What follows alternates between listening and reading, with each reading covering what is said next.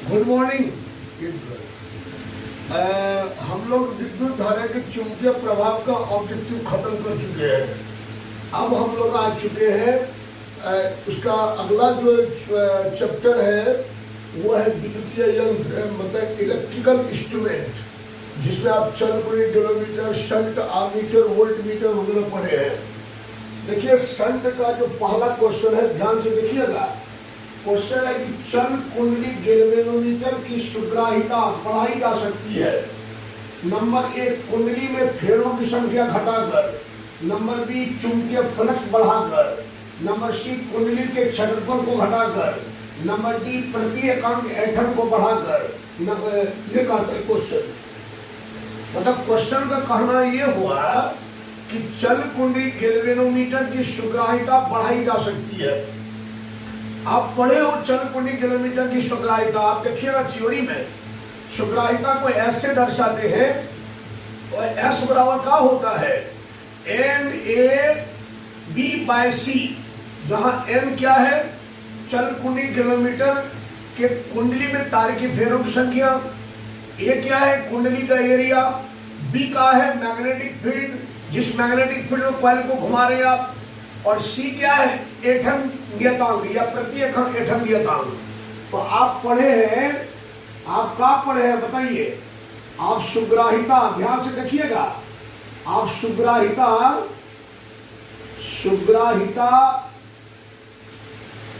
S बराबर पढ़े हैं NAB/C, ठीक है। N क्या है, चल कुंडली गैल्वेनोमीटर के कुंडली में तार की फेरों की संख्या। A क्या है, कुंडली के एरिया। B क्या है, मैग्नेटिक फील्ड। C क्या है, ऐंठन नियतांक। अब ये वो बताइए, सुग्राहिता S जो है क्या है, फेरों की संख्या के समानुपाती है। सुग्राहिता S क्या है, एरिया के समानुपाती है। सुग्राहिता S क्या है, मैग्नेटिक फील्ड के समानुपाती है। और सुग्राहिता S क्या है, ये जो ऐंठन C ऐंठन नियतांक है, ऐंठन नियतांक के व्युत्क्रमानुपाती है। देखिए गौर से, क्या है, व्युत्क्रमानुपाती 1/C है। तो देखिए, अगर कुंडली में तार की फेरों की संख्या बढ़ेगा तो क्या होगा कि सुग्राहिता बढ़ेगा। अगर कुंडली का एरिया बढ़ेगा तो सुग्राहिता बढ़ेगा। अगर कुंडली में मैग्नेटिक फील्ड बढ़ेगा तो सुग्राहिता बढ़ेगा। और ऐंठन नियतांक यदि बढ़ेगा तो सुग्राहिता घटेगा। तो देखिए क्या है आपका ऑप्शन। पहला ऑप्शन है कुंडली में फेरों की संख्या घटाकर। भैया कुंडली में फेरों की संख्या बढ़ाइएगा ना, तब सुग्राहिता बढ़ेगा। और यहाँ कहता है कुंडली में फेरों की संख्या घटाकर, तो पहला ऑप्शन तो गलत है। फिर कहता है दूसरा ऑप्शन चुंबकीय फ्लक्स बढ़ाकर। अच्छा, चुंबकीय फ्लक्स मतलब समझ रहे हैं, मैग्नेटिक फील्ड को ही तो चुंबकीय फ्लक्स कहते हैं। ये जो B है ना, देखिए ये जो सुग्राहिता है वो B का डायरेक्टली प्रोपोर्शनल है। इसका मतलब मैग्नेटिक फील्ड बढ़ाइएगा ना तो चल कुंडली गैल्वेनोमीटर की सुग्राहिता बढ़ेगी। सुग्राहिता बढ़ने का मतलब क्या हुआ कि अल्प धारा पर भी ज्यादा विक्षेपण उत्पन्न करेगा। तो आंसर इसका C होना चाहिए। अगर D नंबर देख लीजिए थोड़ा सा, सॉरी, इसका आंसर B नंबर होना चाहिए। अच्छा C नंबर देख लीजिए, कुंडली के क्षेत्रफल घटाकर। आप देखिए यहाँ पर सुग्राहिता क्या है, क्षेत्रफल, कुंडली के क्षेत्रफल की समानुपाती है। मतलब एरिया बढ़ेगा तब सुग्राहिता बढ़ेगा। और यहाँ दे रखा है कुंडली की क्षेत्रफल घटाकर, ये भी गलत है। डी नंबर कहते हैं ऐंठन को बढ़ाकर। देखिए अगर ऐंठन को बढ़ाइएगा ना तो सुग्राहिता घटेगा, और यहाँ कह रहे हैं ऐंठन को बढ़ाकर। तो कौन ऑप्शन सही होगा, बी नंबर ऑप्शन सही होगा, चुंबकीय फ्लक्स को बढ़ाकर। चुंबकीय फ्लक्स मतलब मैग्नेटिक फील्ड। आज ये नेक्स्ट क्वेश्चन, मतलब इसका आंसर क्या लिख सकते हैं आप, यहाँ लिख देते हम। ये जो आपका एक नंबर है, इसका आंसर होगा, हम यहाँ लिख देते हैं आंसर इसका बी नंबर। हालांकि यहाँ टिक लगा दिए हैं, तब भी हम लिख देते हैं यहाँ पर। कहाँ लिखते, जगह तो नहीं मिल रहा है, यहाँ लिख देते हैं, यहाँ लिख देते हैं। आंसर इसका बी होगा, ठीक है। आ जाइए क्वेश्चन नंबर 2। गैल्वेनोमीटर में शंट का व्यवहार किया जाता है। पढ़े हैं कि नहीं पढ़े हैं, हम पढ़ाए हैं कि गैल्वेनोमीटर में शंट का यूज क्यों करते हैं। शंट का होता है, शंट एक प्रतिरोध होता है, एक फ्यूज होता है शंट, जिसको गैल्वेनोमीटर के समांतर क्रम में लगाते हैं ताकि गैल्वेनोमीटर के कॉइल जलने से बच सके या मैक्सिमम करंट से शंट को बचाया जा सके। मतलब शंट के कॉइल को जलने से बचाता है ये। पढ़े ना? तो आप देखिए ऑप्शन का दे रखा है। किलोमीटर में शंट का उपयोग व्यवहार किया जाता है उसकी सुगमता बढ़ाने के लिए, गलत है। उसकी प्रतिरोध बढ़ाने के लिए, गलत है। उच्च धारा के कारण उसे टूटने से बचाने के लिए, उच्च धारा के कारण टूटने से बचाने के लिए, मतलब उसको जलने से बचाने के लिए। और नंबर डी इनमें से कोई नहीं। इसका ऑप्शन नंबर सी होगा। पता है आपको शंट का काम क्या होता है? जनरेटर को उच्च धारा से टूटने से बचाने के लिए या जलने से बचाने के लिए। ठीक है, ये जो क्वेश्चन है ना आपका 2 नंबर, ये काफी इंपॉर्टेंट है, अनेकों बार इंटर में आ चुका है, इसलिए ध्यान रखिएगा। आगे ये नंबर 3, जब किसी आमीटर को शंट किया जाता है तब उसका तब परिपथ का कुल प्रतिरोध। देखिए अगर आमीटर को शंट कर रहे हैं इसका मतलब आमीटर के समांतर क्रम में आप प्रतिरोध जोड़ रहे हैं। अरे ध्यान से सुनिएगा, शंट को हमेशा समांतर क्रम में जोड़ते हैं। तो आप आमीटर को यदि शंट कर रहे हैं इसका मतलब आमीटर के समांतर क्रम में उच्च प्रतिरोध जोड़ रहे हैं। और यदि समांतर क्रम में उच्च प्रतिरोध जोड़िएगा तो एक बार बताइए, समांतर क्रम में प्रतिरोध घटता है ना, आमीटर है उसके समांतर क्रम में आप शंट को लगा दीजिएगा तो आमीटर का रेसिस्टेंस और शंट का रेसिस्टेंस तो पैरेलल में आ जाएगा। अब पैरेलल क्रम में रेसिस्टेंस क्या होता है? घटता है ना। तो इसका आंसर हो जाएगा सी, बी नंबर। तो आंसर आप बी लिख सकते हैं इसका। आ जाइए क्वेश्चन नंबर 4, 1 किलोमीटर का प्रतिरोध G है, मुख्य धारा का 1% ही किलोमीटर से प्रवाहित होता है, तो इसके लिए शंट का मान क्या होना चाहिए? यह भी बड़ा सुंदर क्वेश्चन है आपको जो 4 नंबर दे रखा है। यह भी क्वेश्चन इंपॉर्टेंट, सुनिए क्या कहता है। कहता है 1 किलोमीटर का प्रतिरोध G है, सही बात है। मुख्य धारा का 1% किलोमीटर लेता है, सही बात है। तो कहते हैं शंट का मान क्या होगा? आप एक बात जानिए, हम बता रहे हैं आपको, किलोमीटर का जो करंट होता है उसको IG से लिखते हैं, ठीक है। आप यहाँ देखिए, कहता है किलोमीटर जो करंट लेता है वो मेन करंट का कितना प्रतिशत, मुख्य धारा मतलब मेन करंट का 1% देता है, तो मेन करंट को I से लिखते हैं। तो I का 1% क्या हो जाएगा? I/100 हो जाएगा। प्रतिशत तो समझ रहे हैं, ठीक है।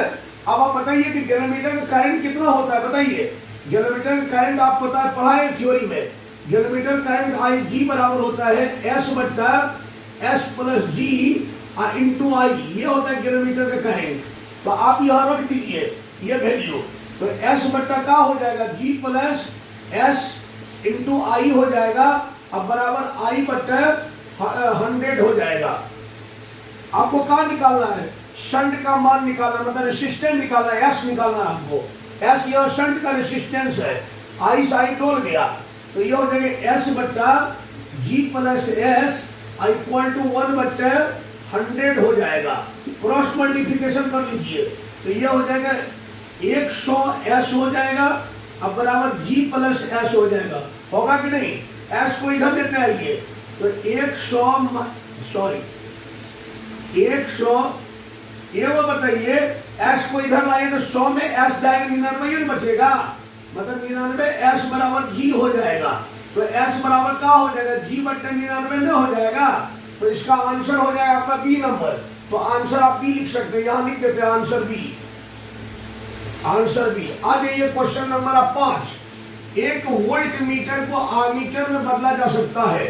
अगर आप वोल्ट मीटर को आमीटर में बदलना चाहते हैं तो क्या कीजिएगा, इसके समांतर क्रम में उच्च प्रतिरोध को जोड़ना है, इसके श्रेणी क्रम में का उच्च प्रतिरोध को जोड़ना है, इसके समांतर क्रम में निम्न प्रतिरोध को जोड़ना है।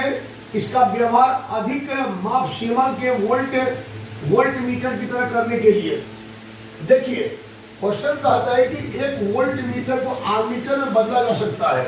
आपने पढ़ा है कि आमीटर को वोल्ट मीटर बदलते हैं, वोल्ट मीटर को आमीटर बदलते हैं। तो आपको क्वेश्चन कह रहे हैं यहाँ पर 5 नंबर कि 1 वोल्ट मीटर को आमीटर में बदला जा सकता है। तो अगर वोल्ट मीटर को आमीटर में बदलना है तो आप पढ़े हैं कि वोल्ट मीटर को आमीटर में बदलने के लिए वोल्ट मीटर को आमीटर में बदलने के लिए वोल्ट मीटर के समांतर क्रम में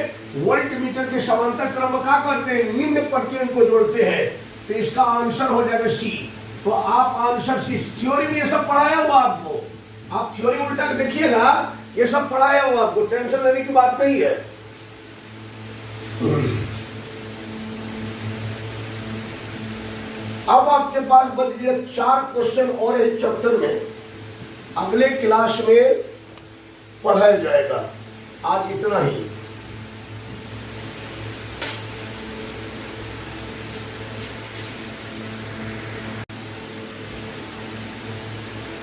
गुड मॉर्निंग।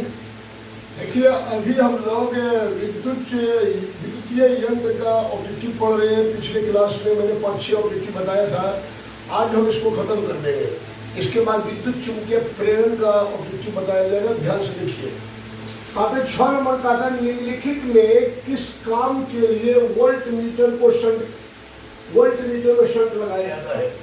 कहता आप किस काम के लिए वोल्ट मीटर में शंट लगाते हैं।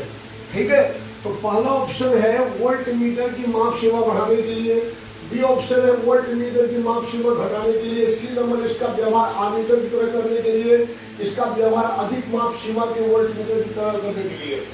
भैया एक बात जान लीजिए, अगर वोल्ट मीटर में आप शंट लगा रहे हैं तो शंट मतलब होता है उच्च प्रतिरोध जोड़ना। ठीक है, अगर वोल्ट मीटर में आप उच्च प्रतिरोध जोड़ रहे हैं, शंट लगा रहे हैं, तो समझिए आप आमीटर में बदल रहे हैं। किसमें बदल रहे हैं?